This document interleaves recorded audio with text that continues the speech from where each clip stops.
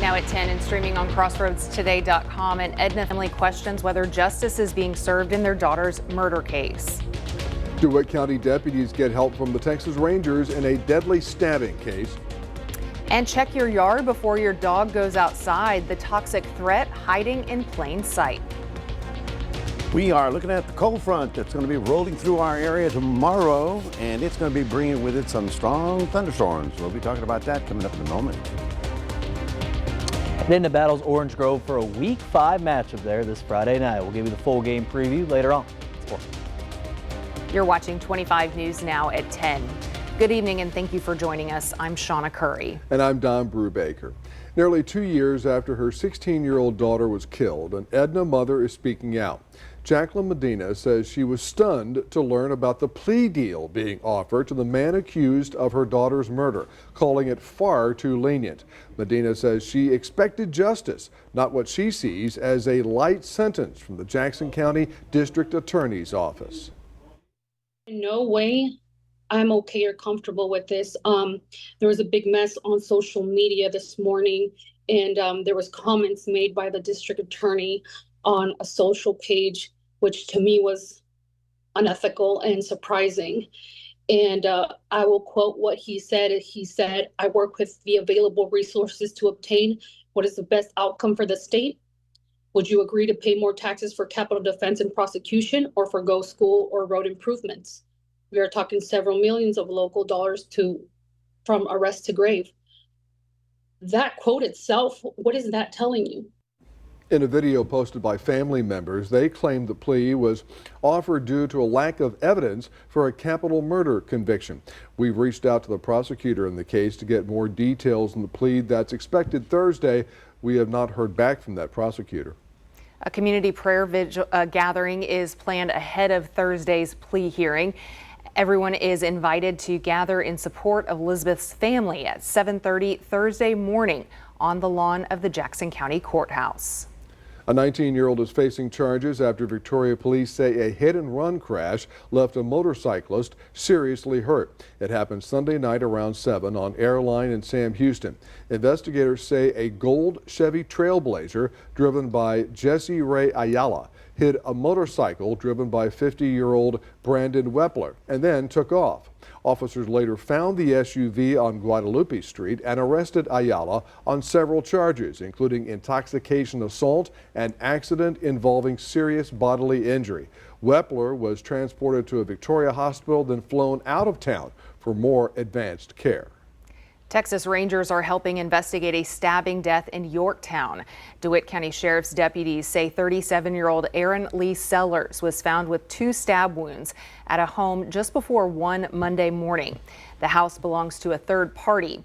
Investigators say Sellers and the suspect, 27-year-old Santana Cruz Uresti, knew each other. Uresti is now charged with murder. Officials say more arrests could be coming. A 12-year-old is accused of making a threat against a Victoria middle school. Victoria County authorities say a former Howell Middle School student now enrolled in the DAEP program made a claim this afternoon about bringing a weapon to the Howell campus. Sheriff's deputies say the 12-year-old boy's threat was false. Officers located him off campus and conducted a thorough search. No weapon or device was found. The boy was arrested for making a false report to induce an emergency response and taken to the Juvenile Detention Center. Time now to check on our weather. Things could be getting a little wet around here. Yes, I think Mac is sure of that. Now here's the question, Mac. When? Yes. What's the question? When is the rain? The answer is, let's see, by 4 or 5 o'clock tomorrow, pretty sure. By 9 o'clock tomorrow at this time, it's going to be coming down hard. In fact, here's what we're looking at. See, there's the frontal system. There's the thunder shower activity breaking out ahead of it. Up in Grayson, Texas, not far from Abilene, they picked up some ping pong sized hail this afternoon. That whole thing is dropping southward. It'll be in Austin by sunrise and here by tomorrow evening. So get ready. We've got the alert flag up for some strong weather coming through our area as soon as tomorrow night into Thursday morning. We'll have all the rest of that coming up in a moment. Mac, thank you. Feeding a stray dog in your neighborhood might feel like a simple act of kindness, but it could also leave you with more responsibility than you bargained for. Director of Victoria Animal Control Services Mark Sloat says if you let dogs roam your property, hang out under your house, or especially if you feed them, you may be taking on legal responsibility for that animal without even realizing it. Once we allow that to continue to happen, we've taken ownership of those animals, Texas law, because you're now the keeper of those animals or the caretaker of them. You're the responsible party. If you decide to keep one of these dogs, Animal Control can issue citations for roaming, aggressive behavior, or missing vaccinations. Sloat says a typical ticket starts around $280. And if you spot a stray, don't approach. Just call Animal Control and let them handle it. Here's your viewer poll tonight. Have you ever fed or tried to help a stray dog? Most of our voters, yes, occasionally, at 46%, almost half of our voters. On the other hand, 26% said no, they have never tried or fed to help a stray dog. We want to hear from you. Visit crossroadstoday.com/vote to take part, and we thank you for voting. After a good rain, you might see mushrooms sprouting in your yard. We've seen that, and you don't think twice about them. Yeah, and we have some rain coming, but for your dog, that fungus could be deadly. Emma Burns spoke with a veterinarian to find out what you need to know.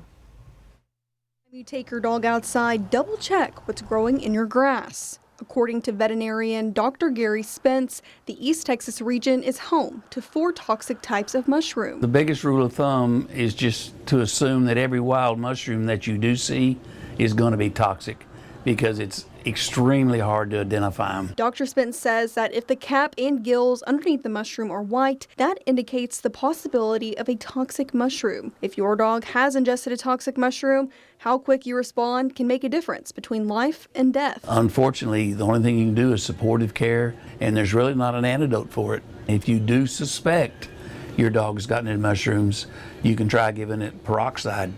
Right off the bat, you'll probably save your dog's life by doing that. Dog owners know sometimes it can be tricky keeping your dog from picking random items off the ground. Each time Zach Hammond leaves for the dog park, he's on the lookout for the toxic caps. Kind of see them every year.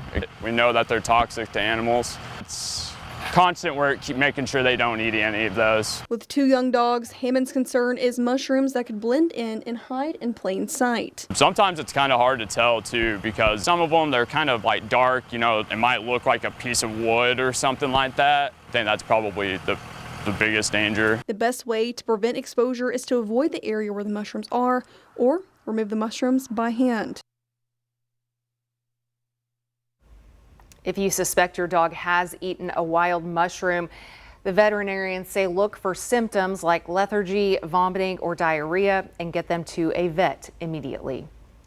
Drivers know the frustration all too well. Potholes that jolt your car, drain your wallet, and slow your commute.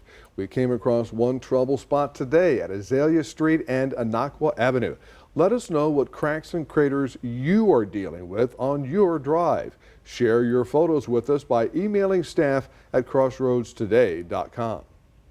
While praising Charlie Kirk's commitment to free speech, Texas leaders moved to punish students celebrating his death. To read the full Texas Tribune article, come to crossroadstoday.com. And remember to subscribe to our Crossroads Today YouTube channel, hit the like button, and click the notification bell. Stay with us. Coming up on 25 News Now at 10, a White House warning about a common medication sparks pushback for pregnant women. Also ahead, new research is fueling a debate about alcohol, why scientists say even small amounts make a big impact.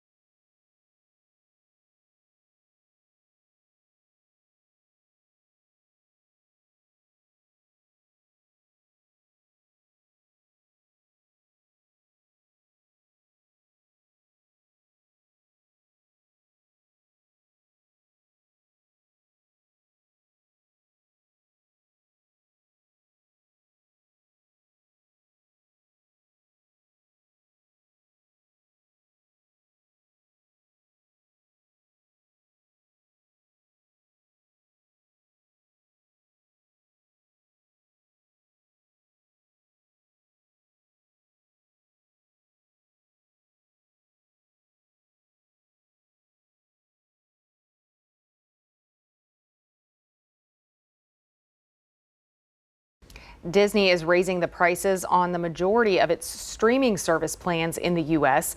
That includes most Disney Plus, Hulu, and ESPN Select plans. Most plans are increasing by $1 to $3. This is the third time in 3 years Disney has raised streaming service prices in the U.S. The new prices are effective October 21st. The Trump administration has opened an internal investigation into FEMA employees who warned the agency was at risk. Those workers, placed on leave in August, were ordered to sign non-disclosure agreements and sit for interviews with investigators.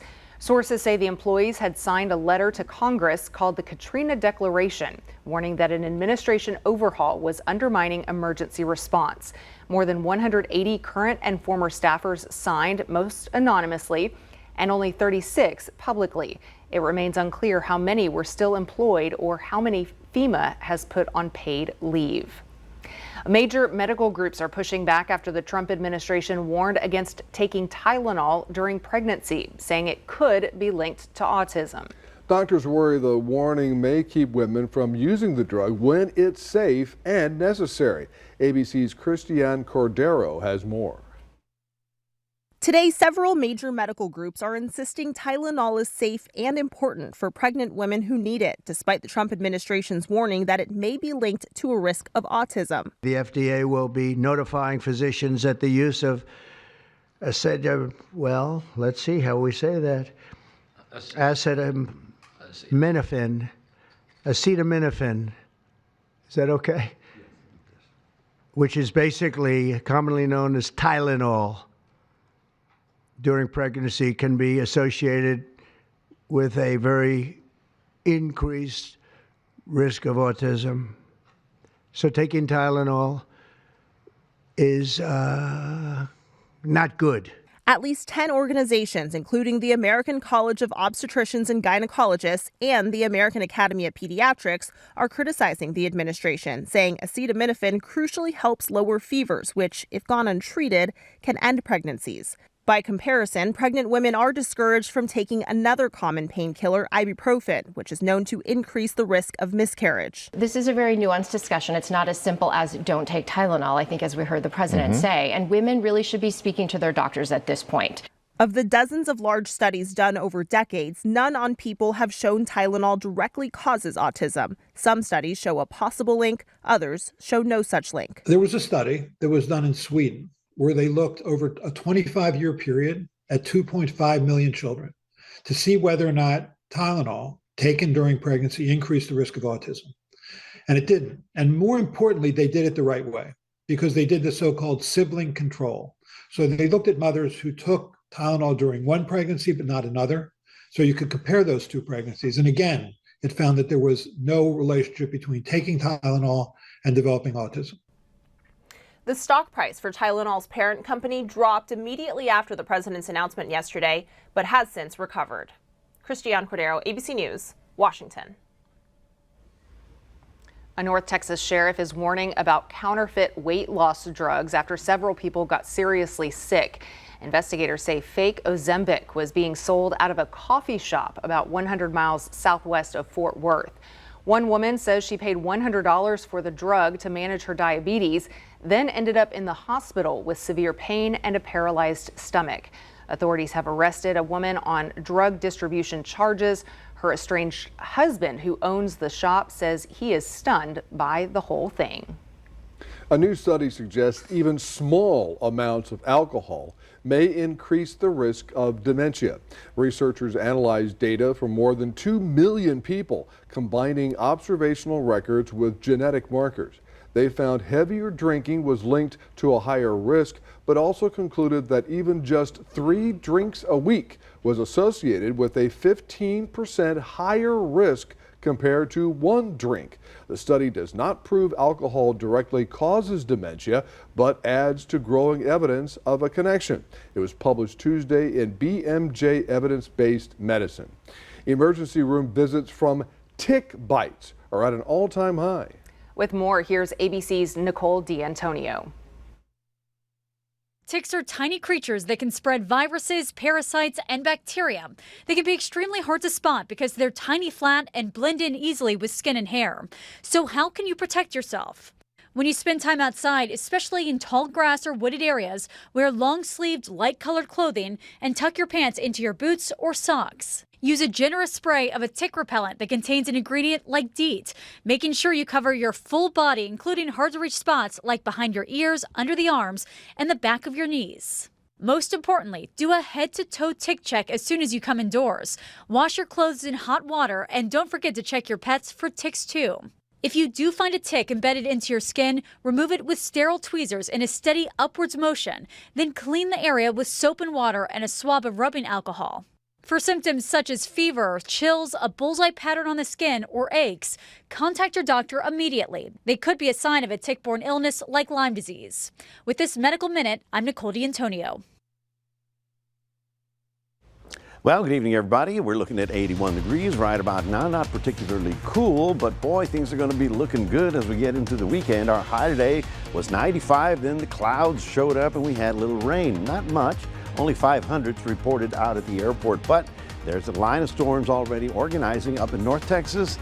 Going to be rolling through our area tomorrow. We'll have all that coming up after this.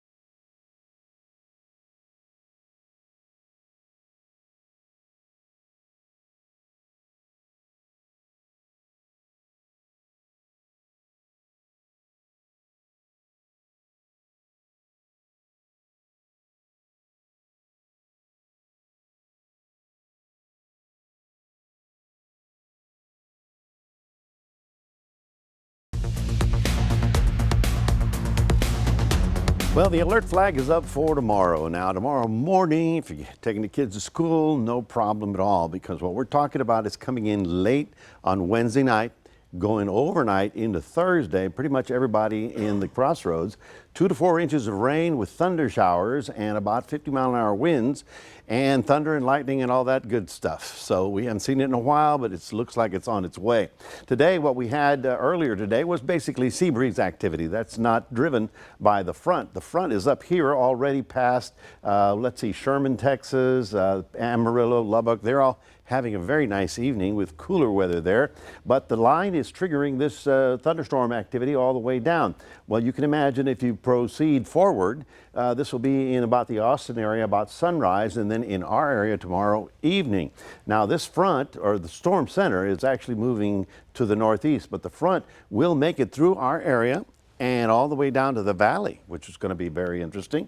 That's going to put us in a great position for the weather after the whole thing passes through. This is the morning stuff that you saw that came through for about noontime, but this is the evening stuff that's developing right about now. They've already had some stormy weather associated with this line, and that's going to be dropping southward into our region. So tomorrow being Wednesday, much of our area, Crossroads, Central Texas, East Texas, even Southwest Texas is under the gun for possible areas of heavy rain. And so there you know that it's tomorrow evening.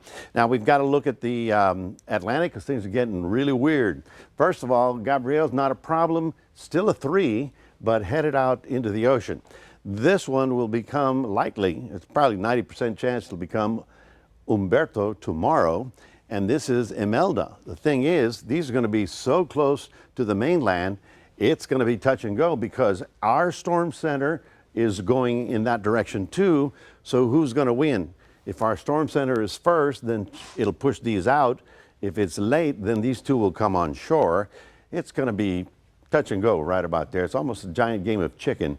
Here is Narda, and Narda, as you can see, was headed out to sea, but now is forecast to take a turn. Right about here, the winds start coming in this direction, and so if it falls apart in this area, in about 5-6 days, we may have some of that tropical moisture dealing with us here in Texas, and we'll certainly be tracking that, but that's a bit far out. Tomorrow morning, like I said, things are going to be fairly nice as you head out the door, partly cloudy until at least lunchtime. And then we'll see the shower activity start moving down from the north. The heaviest stuff will be right at sundown to midnight. Okay, so it's tomorrow evening. If you had outdoor plans, whatever, it's going to be affected by the stormy weather. And in Cuero, pretty much the same thing. You can get half a day of chores done, but then the afternoon and evening is when the line starts moving through. So we have the alert days up. The alert days up for Thursday, but it's Thursday morning when the front passes that the storms will die out. And then by Thursday evening, we should have a pretty nice evening. As a matter of fact, you're really going to like this weekend because we're going to have cool evenings down to the 60s, sunny, warm days with no humidity, a perfect night for a Friday night football.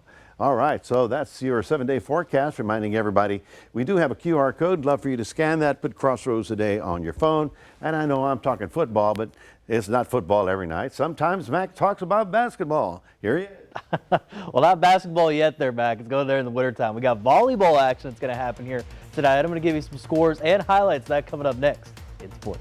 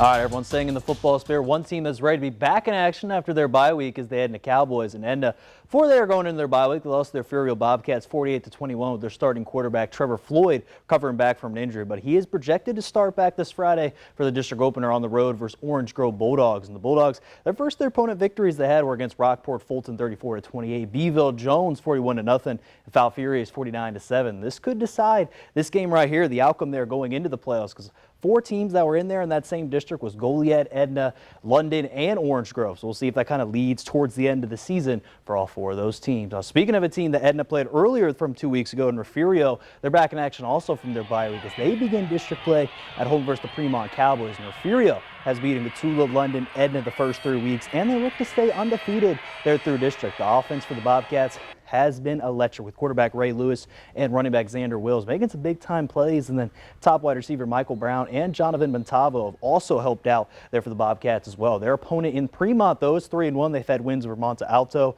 Corpus Christi, John Paul, and Progresso before they lost to Agua Dulce last week 54-0. So we'll see how this contest fares there in week 5. Now, that's going to happen here on Friday, but we got some highlights from Tuesday night volleyball action with multiple games that happen around the Crossroads. So let's first talk with 2 teams that we haven't talked about a lot this year. The Edna Cowgirls going out to face the Tidehaven Tigerettes. And with Edna Cowgirls, they are going into this game. They need a district win. Tidehaven heads this game also looking for a district win. And both teams kind of were evenly matched. And guess what? This game would later go on to be a 5-set thriller victory for the Edna Cowgirls. So they officially now move over to their first win in district. So 1-3 overall for Edna. If you look over there for Tidehaven, they are officially still looking for their first win still at 0-5. How about the St. Joseph Lady Flyers? They hosted St. Augustine for district game tonight, and the Flyers, they got the job done. They won 25-8, 25-11, and 25-11. So a 3-set sweep there for the Lady Flyers. They got big production from Mayla Montgomery and Jordan Johnston, who had double-doubles tonight, with Montgomery having 12 kills, 11 digs, and Johnston having 11 kills and 13 digs for the Lady Flyers. They're back in action after a week off there next Tuesday night versus St. Mary's Hall. That's going to start at 5:30 p.m. How about Goliad? They host Nixon Smiley Mustangs for their district opener, and they took care of business, winning 3-set victory, 25-8, 25-9, and then 25-8. The 2 offensive stars at Addison Yendry and Maven Wunsch had over 10 kills tonight, with 18 there for Yendry, 12 for Wunsch, and also Wunsch had 6 aces as well and 5 digs to help out. They host the Stockdale Bremas at home this Friday. How about Victoria East? They traveled out to Marshall. They took care of business, winning in 3 sets there over the Marshall Buffaloes, 25-11, 25-15, and 25-13. Olivia Zaboral had 14 assists and 8 digs tonight, while offensive threat Camry King had 10 kills and 9 digs. Now East is going to host a top-ranked team in district play in Lamar Consolidated at home there this Friday night. How about Victoria West? They also were in the Houston area, took care of the Terry Rangers 3-0 as well, winning 25-18, 25-9, and then 25-19. Emily Parker led the way with 12 kills, while seniors Avery Griffin and Bella Bazell also had 10+ digs there tonight as well. So for West, they're 5-0 in district. They're going to host Marshall, the team that East played tonight, Friday night at home at 6 p.m. And that's going to do it here in sports. Don, Shauna, back to you. Max, thank you, and stay with us. Coming up on 25 News Now at 10. We'll take a last look at your weather. Plus, a closing time tradition is making a splash in one European capital.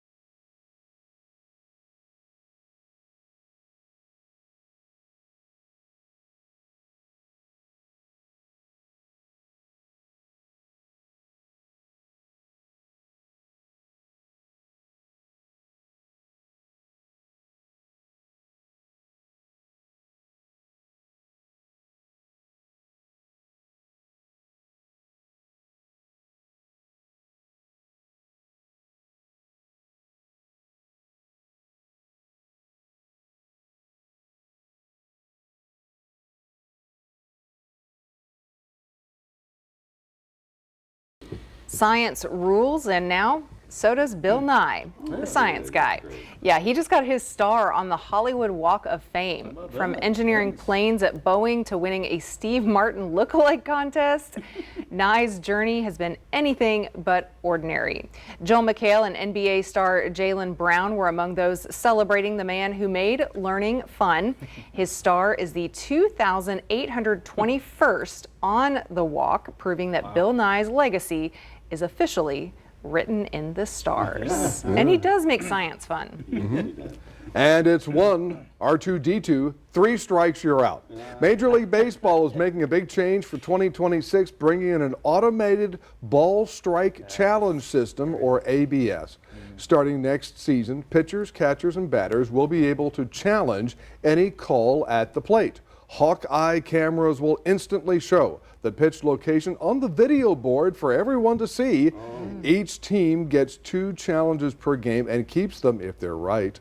ABS has already been tested in the minors, spring training, and even this year's All-Star game, but not everyone's on board. The Players Union says many players oppose the move. No word from the Umpires Union on this. That seems like the one you'd want to kind of get more of the opinions from than the players. Yeah, from the sports guys, what are your opinions? I'm in favor of it. I'm in favor of the robots. I'm always a thing of I need to see it. You know, I think once I see it a little bit, then I think it's going to be good. But right now, I'm not a fan of it right now. So we'll see what happens, though. But we like the playback in the NFL, right? You know how they NFL, tennis, or basketball does replay. I guess it's just, hockey, they all do replay now. You know, are they different with each sport? Time marches on. But and when they brought in those aluminum bats, I really thought that was the end of the sport. But MLB will do it for like foul balls and stuff, right? Oh, they already do it. Yeah. They already this do is just adding on to. Sure, yes. Hey, we got rain coming in tomorrow, folks. In fact, it'll be here tomorrow night at this time. No baseball tomorrow night because it's going to be soggy. The stormy weather will continue through Thursday morning and then clear up Thursday afternoon. Could see 2 to 4 inches of rain, and then you're really going to like this coming weekend, which will feel a little bit, actually a lot of it, like fall. Well, who let the dogs swim? Berlin did. With outdoor pools closing for the season, the capital turned 2 of them over to its 4-legged residents. Pups splashed, paddled, and barked their way through the water, some diving right in, others needing a little bit of coaxing. From playful dachshunds to older labs enjoying a final dip, owners say it's a special way to celebrate the bond with their pets. Demand is growing, and many hope that this doggy pool party becomes a yearly tradition. So kind of way to wrap up the warm season. Well, thanks for joining us tonight. See if I remember how to say this. Jimmy Kimmel Live starts now.